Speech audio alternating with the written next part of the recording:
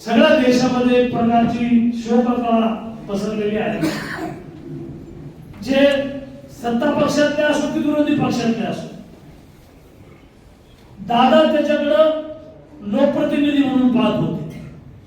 लोकसभेच्या निवडणुकीला दादा परभणीला आले, जिंतूरला आले, ते स्वीकारायचे आणि सांगायचे की नाही, होय परतूरमध्ये काम चांगलं झालं आणि म्हणून दादा आपल्यातून गेलेले आहेत.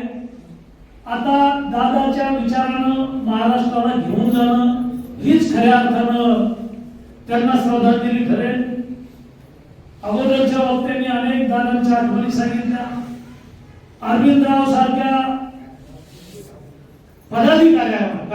कार्यकर्त्याला खूप बळ द्यायचे, ताकद द्यायचे महाराष्ट्रामध्ये उभे केलेले आहेत आणि म्हणून साहजिक आपल्याला सगळ्यांना दुःख झालेलं आहे, वेदना झालेला आहे.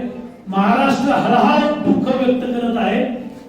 माझ्या कुटुंबाच्या वतीनं, भारतीय जनता पक्षाच्या वतीनं, माझ्या विधानसभेच्या वतीनं स्वर्गीय दादांना मी भावपूर्ण श्रद्धांजली अर्पण करतो.